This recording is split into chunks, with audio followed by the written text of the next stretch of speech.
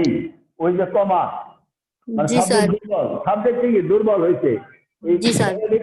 Case মানে সম্বোধন address address যখন ভার্ব হিসেবে কাজ করে তখন অ্যাড্রেসের অর্থ দ্বারা ভাষণ দেওয়া আর অ্যাড্রেস মানে কাউকে সম্বোধন করা ঠিক আছে আর বগাডির কেসে একই কথা কেউ কেউ বলে বগাডির কেস কেউ কেউ বলে কেস অফ Nominative. এটাও নমিনেটিভ কেস তার কমপ্লিমেন্টারি নমিনেটিভ এ সম্বন্ধে একটু বলবা কমপ্লিমেন্টারি নমিনেটিভটা কি কমপ্লিমেন্টারি নমিনেটিভটা কি ভার্বের পরিপূর্ণ অর্থ প্রকাশের জন্য যে নাউন ব্যবহার হয় তাকে কমপ্লিমেন্টারি নমিনেটিভ কেস বলে। আচ্ছা যেমন লিখলাম ইউ আর মাই ফ্রেন্ড তুমি আমার বন্ধু ইউ আর মাই ফ্রেন্ড এই যে মাই ফ্রেন্ড এটাই হলো তোমার কমপ্লিমেন্টারি নমিনেটিভ ঠিক আছে he is a good student এই স্টুডেন্টটাই হলো কমপ্লিমেন্টারি নমিনেটিভ ঠিক আছে তাছাড়া একটা নিয়ম আছে this that this those are D ভার্বের পর ডি ভার্ব যদি সেন্টেন্সের মেন ভার্ব হয় পরে যে নাউনটা থাকে ওই নাউনটাই হয় নমিনেটিভ ঠিক আছে ডি ভার্ব যদি সেন্টেন্সের মেন ভার্ব হয় তারপরে যে আমরা নাউনটা পাই ওই নাউনটাই হলো কমপ্লিমেন্টারি নমিনেটিভ ঠিক আছে এই যে যেটা বলো তোমরা পরিপূরক সেন্টেন্সের অর্থ ভার্বের অর্থ পূর্ণাঙ্গভাবে প্রকাশ করার জন্য বাকি যে অংশটুকু আমরা ব্যবহার করি কমপ্লিমেন্ট এটা কমপ্লিমেন্ট আর এই কমপ্লিমেন্টারি নমিনেটিভ হিসেবে কাজ করে আমার ছেলেমেয়েরা তোমরা কি বুঝতে পারছো যা বললাম জি স্যার। আচ্ছা thank you so much sir এটা সবসময় নাউন হবে না? জি জি জি জি তারপরে আরেকটা উদাহরণ দেই নমিনেটিভ অ্যাবসোলুট এটা সম্বন্ধে কিছু বলবা নমিনেটিভ অ্যাবসোলুট এটা কি অ্যাবসোলুট কি বোঝায় অ্যাবসোলুট হ্যাঁ যে ভার্ব ফাইনাইট ভার্বের সাথে কোনো সম্পর্ক রাখে না। হ্যাঁ বলো বলো শুনতেছি মনোযোগের সাথে বলো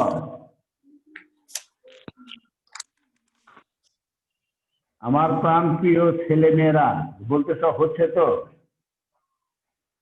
যে ভার্ব ফাইনাইট ভার্বের সাথে কোনো সম্পর্ক রাখে না যে ভার্ব না সাবজেক্ট যে সাবজেক্ট মানে পরবর্তী ভার্বের সাথে ফাইনাইট ভার্বের সাথে ফাইনাইট ভার্বটা কি যে ভার্বটা সাবজেক্ট ও পার্সন অনুসারে আমরা ব্যবহার করি ঠিক আছে ফাইনাইট ভার্ব যে ভার্বটা according to subject and according to tense and its subject we have to use যে ভার্ব স্বাধীনভাবে তার অর্থ প্রকাশ করতে পারে।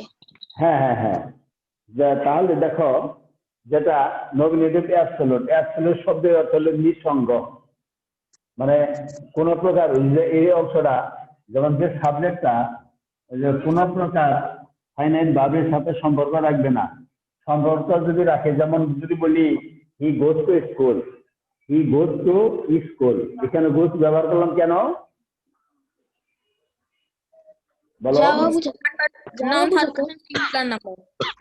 হ্যাঁ subject third person singular number তাহলে টেন্স এবং পারসন অনুযায়ী ভার্বের রূপের পরিবর্তন ফাইনাইট ভার্বের মধ্যে পাবা টেন্স এবং সাবজেক্ট অনুযায়ী ভার্বের রূপের পরিবর্তন ঠিক আছে আর এখানে দেখো এখানে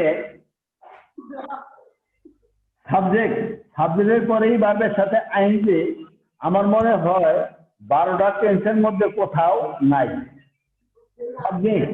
সাবজেক্টের পরেই ভার্বের সাথে আইএনজি টেন্স যে 12 প্রকারের আমরা জানি এই সাবজেক্টের পরেই ভার্বের সাথে আইএনজি এই ধরনের কোন টেন্স তোমরা পড়ছো কি আমি করি নাই না স্যার করি নাই হ্যাঁ এই যাবত আমি পাইনি কাজেই এটা একে বলা চলে নন টেন্স টেন্সে যদি না থাকে টেন্সে যদি না পড়ে ওই বাক্য ওই অংশটা হবে নন টেন্স অর্থাৎ যদি টেন্সে পড়তো নন টেন্স যদি টেন্সেই পড়তো তাহলে ওই সাবজেক্ট আর ভার্বের সাথে একটা সম্পর্ক থাকতো। সাবজেক্ট এবং সাবজেক্ট থাকলে যে সাবজেক্ট ওই সাবজেক্ট ভার্ব এগ্রিমেন্ট করো নাই, সাবজেক্ট ভার্ব এগ্রিমেন্ট করো নাই। জি স্যার। এত আস্তে বলো কেন? আমার অতি আদরের ছেলেমেয়েরা, মায়ের দল, ফাদার গ্রুপ অফ ইন্ডাস্ট্রি, আমার তো মনে হয় পড়তো সাবজেক্ট ভার্ব এগ্রিমেন্ট। ঠিক আছে, যেমন সাবজেক্টটা ভার্বটা কোন সাবজেক্টের পর কোন ভার্ব বসে।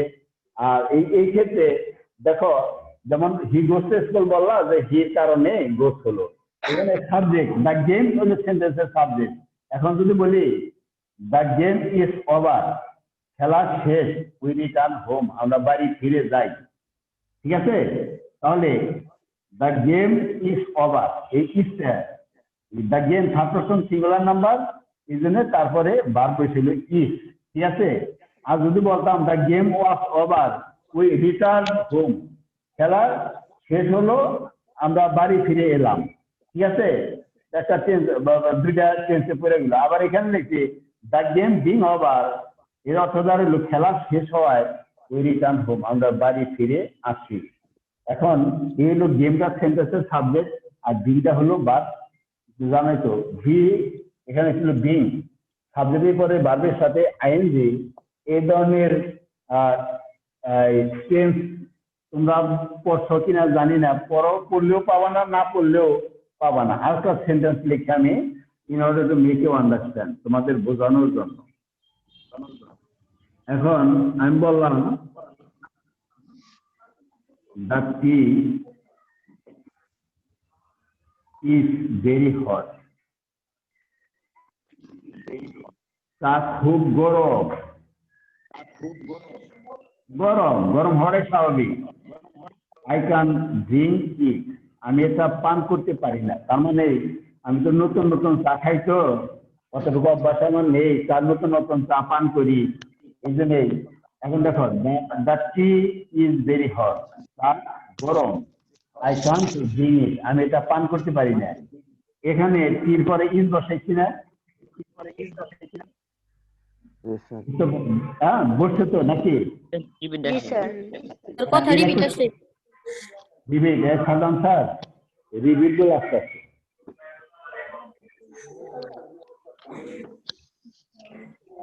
সেন্টেন্সটা কি দেখতে পাও? জি স্যার, দেখা যায় তো। আচ্ছা, the tea is very hot, I can't drink it, এটা একটা সেন্টেন্স, এটা একটা সেন্টেন্স। এটা কোন টেন্স? এটা কোন tense? Present indefinite. Present indefinite টেন্সের, প্রেজেন্ট ইনডিফিনিট টেন্সের কয়টা ক্ষেত্র আছে বলো তো? তিনটা। কি কি? Sir verb to be, verb to do, verb to, না sir verb to be, verb to have, আর স্যার একটা সাধারণ নিয়ম বা টু ডু, মানে কাজ করার ক্ষেত্রে। এটা হলো প্রেজেন্ট ইনডিফিনিট টেন্স হওয়ার ক্ষেত্রে। প্রেজেন্ট ইনডিফিনিট টেন্স এটা হলো হওয়ার ক্ষেত্রে। ঠিক আছে, এখন যদি ইজ না লেখে আমি যদি এরকম লিখি, এর অর্থ দাঁড়াইল টি বিং ভেরি হট, তা খুব গরম হওয়ায় আই কান্ট ড্রিঙ্ক ইট, আমি এটা পান করতে পারি না। এখন কি বলতে পারবা ইজ পরিবর্তন করে বিং ব্যবহার করলে কোন টেন্সে পড়লো? নন টেন্স। না স্যার নন টেন্স। কোন টেন্স? এর একটা সাবজেক্ট আমরা চিহ্নিত করছি প্রথমে, করি নাই? জি স্যার। দ্য টি, এইটাই হলো তোমার নমিনেটিভ অ্যাবসলিউট, ভার্বের সাথে কোনো প্রকার সম্পর্ক নেই। সম্পর্ক থাকলে ইজ হতো, ওয়াজ হতো, না হয় উইল বি হতো। ইজ হতো, ওয়াজ হতো, না হয় উইল বি বান হতো, কিন্তু ওটা তো টেন্সে প্রবেশ করতো, তাই না কি?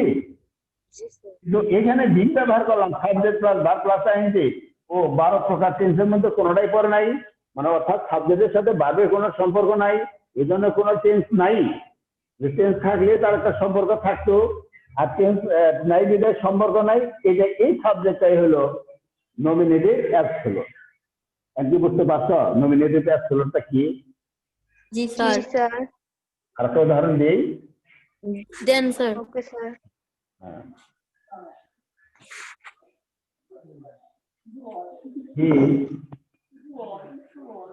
He being a grapes out. I don't Believe. believe him.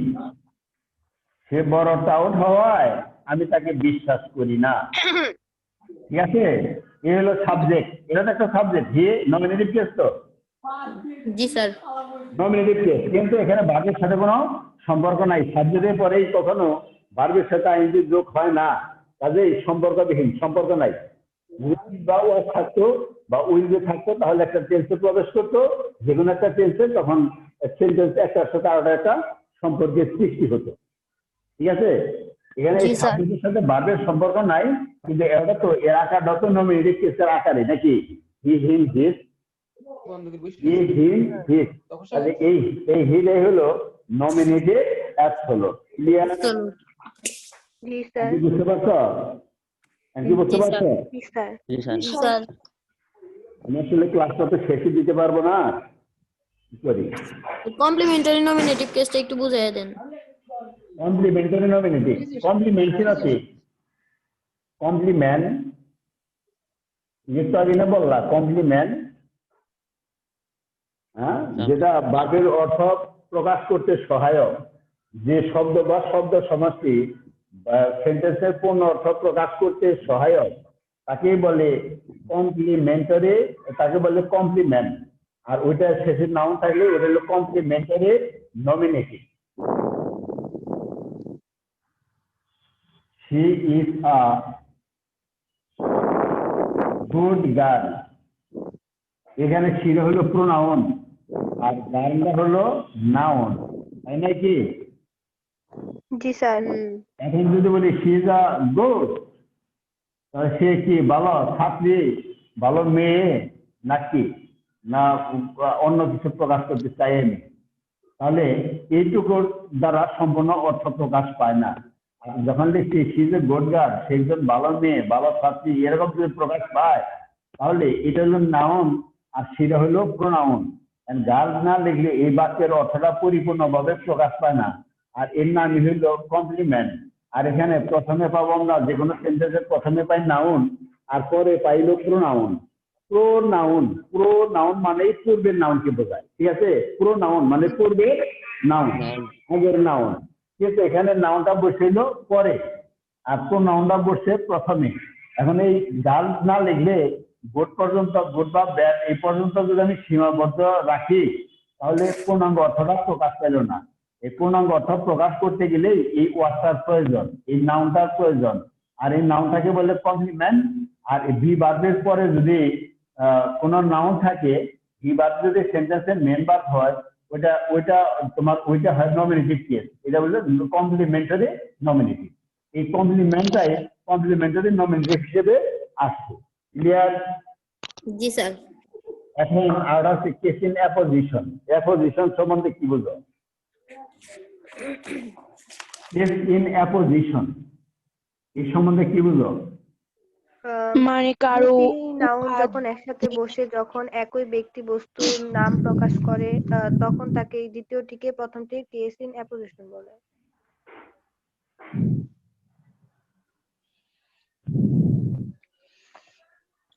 G sir, দ্বিতীয় নাউনটা প্রথম নাউন ডেজিগনেশন বোঝাইলে।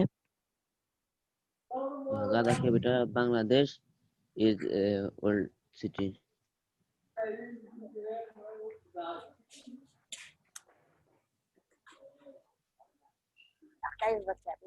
কি লিখলাম?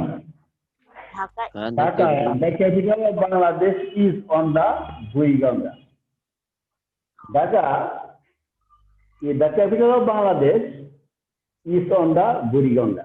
ঢাকা বাংলাদেশের রাজধানী, এটা বুড়িগঙ্গা নদীর তীরে অবস্থিত। তাহলে ঢাকা, ঢাকা সম্বন্ধে আমরা কি তথ্য পাইলাম অতিরিক্ত? দ্য ক্যাপিটাল অফ বাংলাদেশ, এটা হলো সেন্টেন্সের সাবজেক্ট। আর এই সাবজেক্টের পরে বসে এই সাবজেক্ট সম্বন্ধেই অতিরিক্ত তথ্য প্রদান করতেছে, এটাকে বলে কেস ইন অ্যাপোজিশন। বুঝতে পারছো নাকি সমস্যা আছে? না স্যার। আবার আমরা সেন্টেন্স লিখি, আবার বুঝায় দিতে ভালো হতো। অবশ্যই বোঝাবো। Make you understand is my duty. Duty. এখন একটু ভালো বুঝতে পারবা।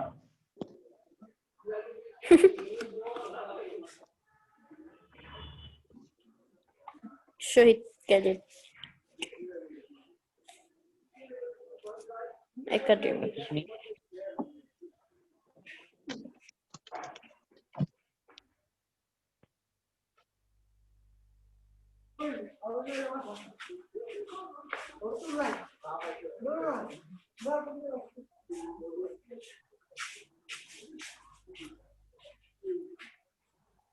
দেখো লিখলাম our Shahid sir, the founder of Shahid cadet academy. Founder কারা? Our Shahid sir, the founder of Shahid cadet academy is an honest man. মানে শহীদ ক্যাডেট একাডেমির প্রতিষ্ঠাতা আমাদের শহীদ স্যার একজন সৎ ব্যক্তি, আচ্ছা সৎ মানুষ। আওয়ার শহীদ স্যার, আর এই সম্বন্ধে আমরা অতিরিক্ত তথ্য পাইলাম the founder of Shahid cadet academy, তারপরে অনেস্টম্যান। তাহলে দেখো এই হলো ভার্বের আগে কি থাকে? সাবজেক্ট। ভার্বের পরে খুঁজে পাই আমরা অবজেক্ট। এটা তো সাধারণ নিয়ম নাকি? জি স্যার। ভার্বের আগে পাই আমরা সাবজেক্ট আর ভার্বের পরে পাই আমরা অবজেক্ট। আচ্ছা, এটা সাধারণ নিয়ম। এই যদি ভার্ব হয় তাহলে our Shahid sir, the founder of Shahid cadet academy, তারপরে কিন্তু ব্যবহার করছি ইজ। তাহলে এটুকুই সাবজেক্ট। তো main subject our Shahid sir, the founder of Shahid cadet academy, এটা হলো অ্যাপোজিশন। কেস ইন অ্যাপোজিশন, অর্থাৎ সাবজেক্টের পাশাপাশি বসে সাবজেক্ট সম্পর্কে অতিরিক্ত তথ্য প্রদান করেছে এই তারা। কাজে এটাই হলো প্রথমবার কেস ইন অ্যাপোজিশন। অ্যাপোজিশন মানে কি? পাশাপাশি। স্যার এখানে কি দ্য অপোজিশন হলো the founder of Shahid cadet academy? জি জি জি জি। সাবজেক্টের পাশাপাশি বসে উক্ত সাবজেক্ট সম্পর্কে অতিরিক্ত তথ্য প্রদান করাই হলো কেস ইন অ্যাপোজিশনের কাজ। বুঝতে পারছো? জি স্যার। জি স্যার। তাহলে তোমরা কেসটা একটু বাসায় করে নিবা নাকি? জি স্যার। Yes sir. আমি তো শেষ দিকে পারবো না, যদি তোমরা একটু পড়তা তাহলে একটু বুঝে দিয়ে পারতাম। ওইরকম অবজেক্টিভ কেসেরও ক্লাসিফিকেশন আছে। Object, about object. অবজেক্ট সম্বন্ধে কিছু কথা বলি আমরা। About objective case. Objective case আমরা পাই ডিরেক্ট অবজেক্ট, তারপরে ইনডিরেক্ট অবজেক্ট। তাহলে ডিরেক্ট অবজেক্ট, ইনডিরেক্ট অবজেক্ট, তারপর কি আছে? Retain object.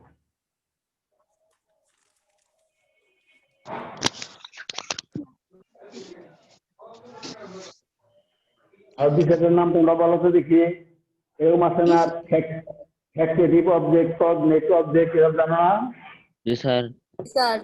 জি স্যার। ফ্যাক্টরিটিভ অবজেক্ট, তারপরে কি আছে? ফ্যাক্টরিটিভ অবজেক্টের পরে কি? Reflexive object. Cognitive object. Cognate.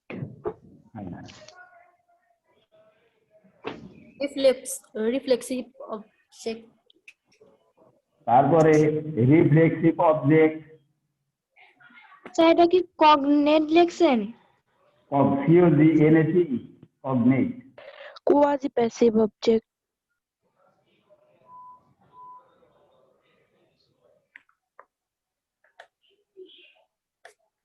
কটা লিখলাম?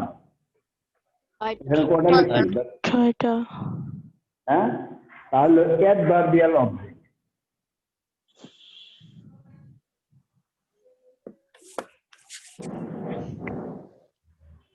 অ্যাডভার্বিয়াল অবজেক্ট আমি এদের সম্বন্ধে একটু বর্ণনা দিই। ডিরেক্ট অবজেক্ট ডিরেক্ট অবজেক্ট দ্বারা আর indirect object he gave me a pen. এখানে দুইটা অবজেক্ট, একটা হইলো মি আর হইলো পেন। A pen. এই পেন দুইটা অবজেক্ট। এ পেন হলো ডিরেক্ট। হ্যাঁ বস্তুবাচক। হ্যাঁ, এই যে ব্যক্তিবাচক পার্সোনাল অবজেক্ট যারা, এটাকে বলে ইনডিরেক্ট অবজেক্ট, ঠিক আছে? আর বস্তুবাচক যেটা, এটাকে বলে ডিরেক্ট অবজেক্ট। তাহলে একই সেন্টেন্সের মধ্যে আমি দুইটা অবজেক্ট পাইলাম কিনা? জি স্যার। জি sir. Pen, he gave me a pen. আমার ছেলেমেয়েরা বুঝতে পারছো? জি স্যার। জি স্যার। আচ্ছা, আমি আমি তোমাদের সামনে একটা সেন্টেন্স তুলে ধরছি, একটার মধ্যে তো দুটো অবজেক্ট। পার্সোনাল অবজেক্ট যারা, পার্সোনাল ব্যক্তি সম্পর্কীয়, এটাকে বলে ইনডিরেক্ট অবজেক্ট। আর বস্তু বা প্রাণী সম্পর্কে যারা, এটাকে বলে ডিরেক্ট অবজেক্ট। মিটা তো বরাবরই একটা পার্সোনাল প্রোনাউন, তাই না কি? জি স্যার। এটা হলো ইনডিরেক্ট অবজেক্ট। আর এ পেন, এটা হলো তোমার ডিরেক্ট অবজেক্ট। তাহলে এটা এখানে আমি ডিরেক্ট ইনডিরেক্ট পেলাম। আবার যদি এটাকে প্যাসিভ ভয়েস করি, I was given a pen by him. তাহলে একটা অবজেক্টের সাবজেক্ট বানাইলাম, আর আরেকটা অবজেক্ট ওই ভার্বের থার্ড ফর্মের পরে নিয়ে গেল। একটা অবজেক্টে আমি সাবজেক্ট বানাইলাম, আর একটা অবজেক্ট রয়ে গেল। অথবা এইভাবে রাখলাম, a pen was given me by by him. Him. এখানেও দেখো, এখানে মিডারে, হ্যালো, আমার জি স্যার। ছেলেমেয়েরা ছোটখাটো কথা বলে সময় নষ্ট করবো না, কারণ সময় তো খুব মূল্যবান, তা তো বুঝতেই পারছো। সময়টা ঘনিয়ে আসছে। যদি কোনো প্রশ্ন থাকে আমাকে প্রশ্ন করবা, আর আমি তোমাদের সামনে এসেছি তোমাদের প্রশ্নের জবাব দেওয়ার জন্য। যদি পারি, জানা থাকে তাহলে বলবো যে হ্যাঁ এটা। আর যদি না পারি তাহলে বলবো যে একটু সময় দিতে হবে। আর সবই যে পারি তা কিন্তু না, ঠিক আছে? আর ওই যে পারি না, এখানে পারবো না, পারি না, যে যদি না বলি এটাই মনে হয় ভালো, এতে কোনো লজ্জা নেই। আর যদি ভুল বলে দেই তাহলে এসে লজ্জার আল্লাহর দুনিয়াতে নাই। ভুল শিখাবো না, কখনোই না, এটা আমার প্রতিজ্ঞা। দেখো এখানে ডিরেক্ট ইনডিরেক্ট অবজেক্টটা তো খুঁজে পেয়েছ। জি। এখন এই সেন্টেন্সটাকে আমি প্যাসিভ ভয়েস করছি। এই সেন্টেন্সটারই দুইটা প্যাসিভ ভয়েস হয়েছে, দুইটা। He gave me a pen, I was given a pen by him, অথবা a pen was given me by him. কখনো অবজেক্ট হয়েছিল, এখানে একটা অবজেক্ট ভার্বের পরে বসাইছি এ পেন, আবার এখানে ভার্বের পরে বসাইছি মি। যে অবজেক্টটা রইলো প্যাসিভ ভয়েস করার পর একটা সেন্টেন্সে যদি ডবল অবজেক্ট থাকে, সন্ধ্যাটা বলছিলাম না, ডবল অবজেক্ট হলেই কি আর ভয়েস বসে রয়? ডবল অবজেক্ট হলেই কি আর ভয়েস বসে রয়? দুইটি দেখি সাবজেক্ট হবে, হেল্পিং ভার্বের সঙ্গেই রবে, মোট ভার্বের সার্ভিসেস হবে, অপর অবজেক্ট অমনেই রবে, প্রিপজিশন তারপরে রবে, সাবজেক্ট ম্যাটার দিয়ে যাবে অবজেক্টের পরিচয়। ঠিক এমন করে ডবল অবজেক্টের ভয়েস চেঞ্জ হয়। ওইরকম দেখো, এ পেন অবজেক্টের সাবজেক্ট করছি, was given May by him. দুইটির একটি সাবজেক্ট হবে, হেল্পিং ভার্বের সঙ্গেই রবে, মূল ভার্বের সার্ভিসেস হবে, অপর অবজেক্ট অমনেই রবে, প্রিপজিশন তারপরে রবে, সাবজেক্ট ম্যাটার দিয়ে যাবে অবজেক্টের পরিচয়। ঠিক এমন করে ডবল অবজেক্ট হয়। যে পাগলের না বুঝে সে যেন আমাকে খুঁজে, যদি পাগলের মনে জাগে না পারার ভয়। ঠিক এমন করে ডবল অবজেক্টের ভয়েস চেঞ্জ হয়। এই যে ভয়েস চেঞ্জ করলাম ডবল অবজেক্টের, একটা সাবজেক্ট বানাইলাম, আর একটা অবজেক্ট ওই অবস্থায় রয়ে গেল। প্যাসিভ ভয়েসে ভার্বের থার্ড ফর্মের পরে যে অবজেক্টটা থাকবে, এটা এর নাম হলো রিটেইন অবজেক্ট। বুঝতে পারছো আমার ছেলেমেয়েরা? হ্যালো, বুঝতে পারছো তো? হ্যাঁ, ডবল অবজেক্ট থাকলে একটা সাবজেক্ট বানাবো, আর একটা অবজেক্ট রবে, মূলভাবে থার্ড ফর্মের পরে রবে, ওর নাম হলো রিটেইন অবজেক্ট। এখানে আছে এ পেন, আবার এখানে আছে মি। এখানে এটেন্ড হইলো, এটাই রিটেইন অবজেক্ট, এখানে মি এর নাম হইলো রিটেইন অবজেক্ট। ক্লিয়ার? তাহলে কি ডিরেক্ট অবজেক্ট, ইনডিরেক্ট অবজেক্ট, এই ডিরেক্ট অবজেক্টটাকে আবার দুইটা ভাগে ভাগ করছে। সরি, ইনডিরেক্ট অবজেক্টটা এটাকে দুইটা ভাগে ভাগ করছে। এটা হলো ডেটিভ অফ ইন্টারেস্ট আর হলো ডেটিভ অফ ডিসইন্টারেস্ট। ডেটিভ অফ ইন্টারেস্টটা কি? যেমন বললাম, প্লাগ মি দ্য ফ্লাওয়ার, এখানে কিন্তু দুইটা অবজেক্ট, মি আর হলো the flower. Plug me the flower, এটা ইনডাইরেক্ট অবজেক্ট না? জি স্যার। জি স্যার। ইনডাইরেক্ট অবজেক্ট আর এলো ইনডাইরেক্ট অবজেক্ট। হ্যাঁ, মানে কাজ করবে একজন, ফল ভোগ করবে আরেকজন। কাজ করবে একজন, ফল ভোগ করবে আরেকজন। যদি তোমার পিতামাতা বলে please give me a glass of water বা give me a glass of water, অর্থাৎ আমাকে এই গ্লাস পানি এনে দাও, পানি তুমি নিয়ে দিবা, কিন্তু পান করো তোমার বাবা মা, তাহলে কাজ করতেছো তুমি আর ফল ভোগ করতেছে তারা। ঠিক আছে? বুঝতে পারছো? জি স্যার। হ্যাঁ, এই অবজেক্টটাকেই বলে ডেটিভ অফ ইন্টারেস্ট। ইন্টারেস্ট মানে স্বার্থ। এখানে আমার স্বার্থ আছে, প্লাগ মি দ্য ফ্লাওয়ার, আমাকে ফুলটি তুলে দাও, মানে ফুলটা আমার জন্য তুলবা। ঠিক আছে? তাহলে এখানে আমার ইন্টারেস্ট আছে, একে লাভ আছে, একে বলে ডেটিভ অফ ইন্টারেস্ট। আবার যদি এই ধরনের কথা বলি, ইট pains me to say so. It pains me to say so. তোমাকে এই কথা বলতে আমার কষ্ট লাগে। এখানে আমি লাভ করলাম, এই সেন্টেন্স দ্বারা আমি লাভ করতেছি। স্যার ইনডিরেক্ট অবজেক্টটাই কি ডেটিভ অফ ইন্টারেস্ট? হ্যাঁ, যদি এখানে কথা ফয়দা লড়তে পারে তখন হবে ডেটিভ অফ ইন্টারেস্ট। আর যদি এখানে কষ্ট পায়, অবজেক্টটা যদি কষ্ট পায়, এখানে অবজেক্টটা যদি কাম দাগ আবার পারে তাহলে ডেটিভ অফ ইন্টারেস্ট। আর যদি অবজেক্টটা কষ্ট পায় তখন হবে ডেটিভ অফ ডিসইন্টারেস্ট। যেমন it pains me to say so, তোমাকে এই ধরনের কথা বলতে আমার কষ্ট লাগে। তাহলে কি আমি কষ্ট পাইতেছি? এটা একটা সাবজেক্ট আছে, ইট একটা সাবজেক্ট আছে না? It pains me to say so, এটা তোমাকে বলতে, এই ধরনের কথা বলতে আমার কষ্ট লাগে। এখানে কষ্ট পাচ্ছে, এই জন্যে মানে কষ্ট পাওয়ার জন্য আগ্রহ কেউ না। কেউ কি আগ্রহ আছে? কেউ কি ইন্টারেস্টেড? না। তাহলে এটাই হলো কষ্ট পাওয়ার জন্য কেউ কোনো ইন্টারেস্টেড না, এটাই হলো ডিসইন্টারেস্ট। ওকে, এটাই হয়ে গেল ডেটিভ অফ ডিসইন্টারেস্ট। এখানে ইন্টারেস্ট নাই, ডিসইন্টারেস্ট। ইন্টারেস্টের বিপরীত ডিসইন্টারেস্ট। তারপরে আজকে আমরা তাহলে রিটেইন গেল, ডিরেক্ট ইনডিরেক্ট গেল, dative of interest and disinterest. Factitive কি? অবজেক্ট। ফ্যাক্টিটিভ অবজেক্ট সম্বন্ধে কিছু বলবা, যে ফ্যাক্টিটিভ অবজেক্টটা কোন ধরনের, কিভাবে? এটা একটা কমপ্লিমেন্ট। যেমন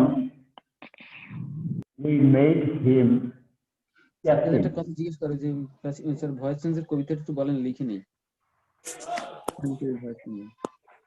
এই যে ওই কথাটা লিখে নিবা। জি স্যার। এই যে ডবল অবজেক্ট হলে কি আর ভয়েস বসে রয়? দুইটির একটি সাবজেক্ট হবে, হেল্পিং ভার্ব তার পরে রবে, মূল ভার্বের সাবজেক্ট হবে, অবর অবজেক্ট অমনি রবে, প্রিপোজিশন তার পরে রবে, সাবজেক্ট ব্যাটা দিয়ে যাবে অবজেক্টের পরিচয়। ঠিক এমন করে ডবল অবজেক্টের ভয়েস চেঞ্জ হয়। স্যার আরেকবার বলবেন? আরেকবার, ডবল অবজেক্ট হলে কি আর ভয়েস বসে রয়? দুইটির একটি সাবজেক্ট হবে, হেল্পিং ভার্ব তার পরে রবে, দুইটির একটি সাবজেক্ট হবে, হেল্পিং ভার্ব তার পরে রবে, মূল ভার্বের থার্ড স্টেজ হবে, অপর অবজেক্ট অমনি রবে, প্রিপজিশন তারপরে রবে, সাবজেক্ট ম্যাটার দিয়ে যাবে অবজেক্টের পরিচয়, সাবজেক্ট ম্যাটার দিয়ে যাবে অবজেক্টের পরিচয়। ঠিক এমন করে ডবল অবজেক্টের ভয়েস চেঞ্জ হয়। ঠিক আছে?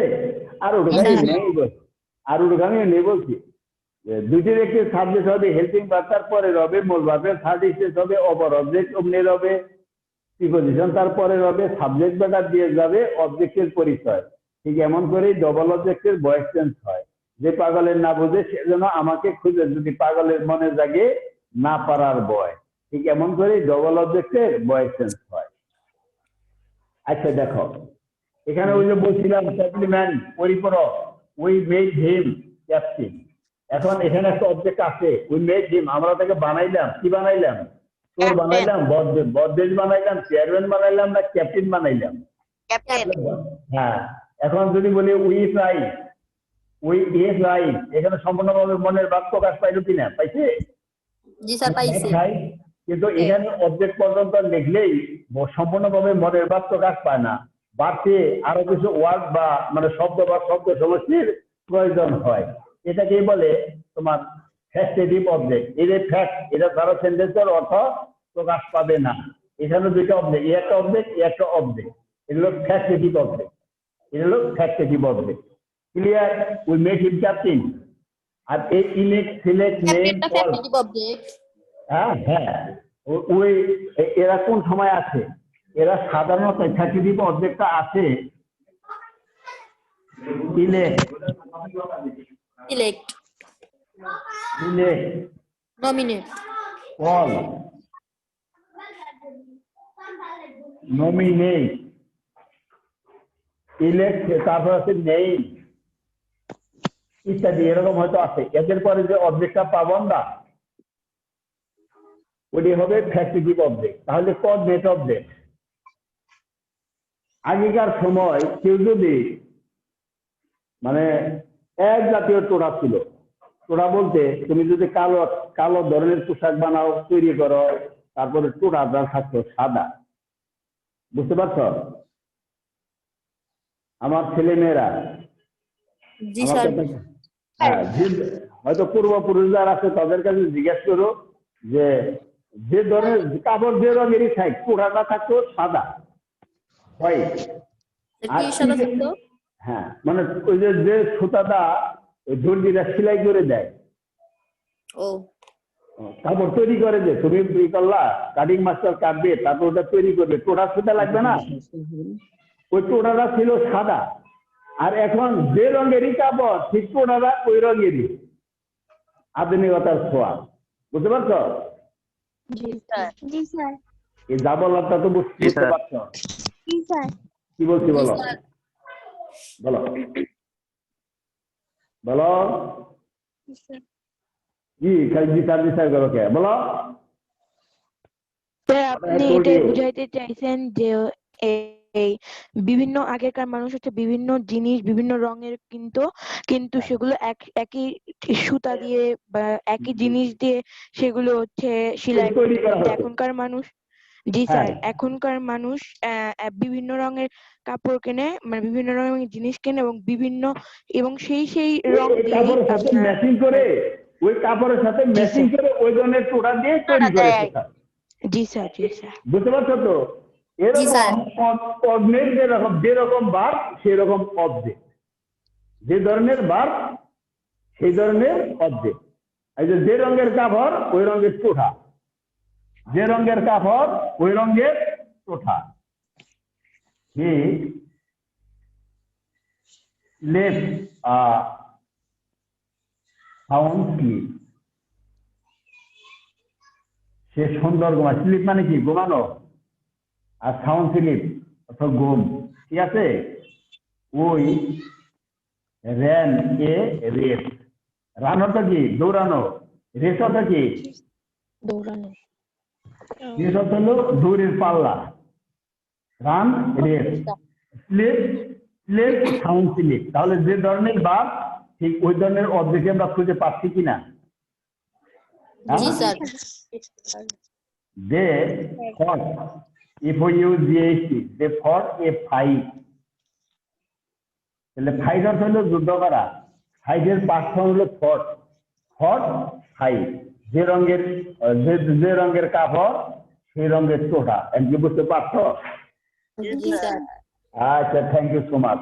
আর reflexive pronoun, reflexive pronoun self থাকবে ওয়ান সেল, ওয়ান সেলটা পরিবর্তনযোগ্য, ওয়ান সেল। যেমন বললাম সে হ্যান আর্টেল।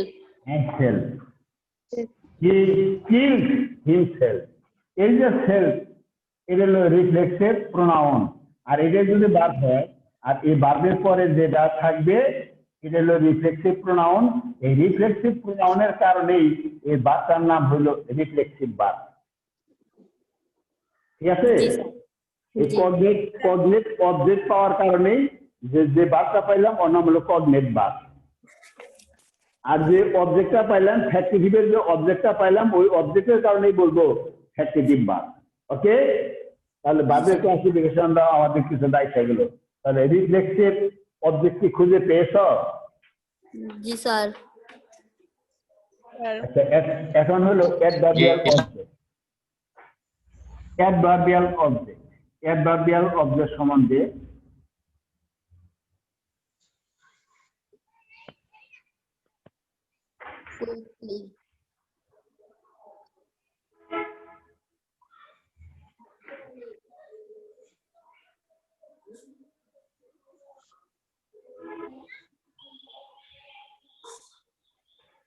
এই যে গো হোম, এই হোমটা অ্যাডভার্ব, এই হোমটা adverb. Go home, come here, go there, এদের দ্বারা বোঝায় হিয়ার মানে এখানে, দেয়ার মানে ওখানে বা সেখানে। এটা হলো অ্যাডভার্ব অফ প্লেস। বুঝতে পারছো? অ্যাডভার্বের অনেকগুলো ক্লাসিফিকেশন আছে না, adverb of time, adverb of place, adverb of manner, adverb of degree, এরকম পড়ো নাই? জি স্যার। না হলে আবার একটা বার আমরা পার্ট অফ স্পিচটা পড়াবো, ওই সময় আর একটু বিস্তারিত আলাপ আলোচনা করবো। একটা সেন্টেন্স লিখছি, শেষ আজকের মতো ক্লাস এখানে শেষ দিব। একটা সেন্টেন্স আর এই হোমটা কি অ্যাডভার্বিয়াল অবজেক্ট? জি জি জি জি, হোম অ্যাডভার্বিয়াল অবজেক্ট। হোম এমনি অবজেক্ট হলো অ্যাডভার্বিয়াল অবজেক্ট। যদি অ্যাডভার্বিয়াল অবজেক্ট না হতো তাহলে ভয়েস চেঞ্জ করতে গেলে কি হবে? অবজেক্টে আমরা সাবজেক্ট করবো। এখন যদি বলি, ধরে নাও হি রাইট এ লেটার, এর প্যাসিভ ভয়েস হবে না? হবে স্যার। তাহলে কি a letter, a letter, a letter is written by by him. Him. এখন যদি বলি গো হোম, তাহলে প্যাসিভ ভয়েস হবে না। অ্যাডভার্ব, যে অ্যাডভার্ব থাকলে অ্যাডভার্বকে কখনো সাবজেক্ট করা যায় না। বুঝতে পারছো? অ্যাডভার্বকে সাবজেক্ট করা যায় না। এখানে একটা গানের কলি লিখছি, গো হোম কুইকলি, অথবা বললাম যে কাম হোম কুইকলি, গোবারটা কাম দিলাম, দেখো তো মাই বলতাছে come home quickly, there is no need of job, তাড়াতাড়ি বাড়ি আসো, চাকরির দরকার নাই, আগে আসো আমাকে সেবা যত্ন করো, আমি বৃদ্ধ হয়ে গেছি, কোন সময় মারা যায়, তাড়াতাড়ি বাড়ি আসো, চাকরির দরকার নাই।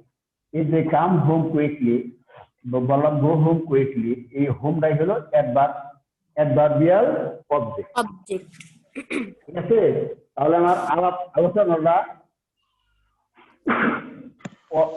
অবজেক্ট পর্যন্ত, অবজেক্টিভ কেস পর্যন্ত রইল।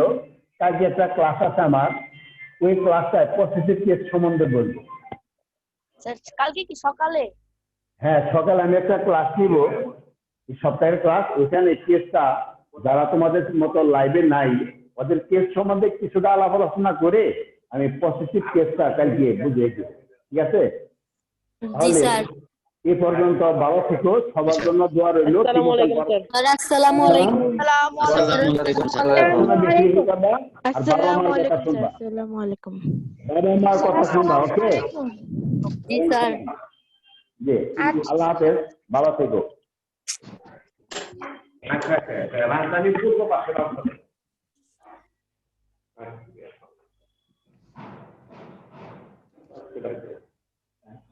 কি পাচ্ছে? fill up করানো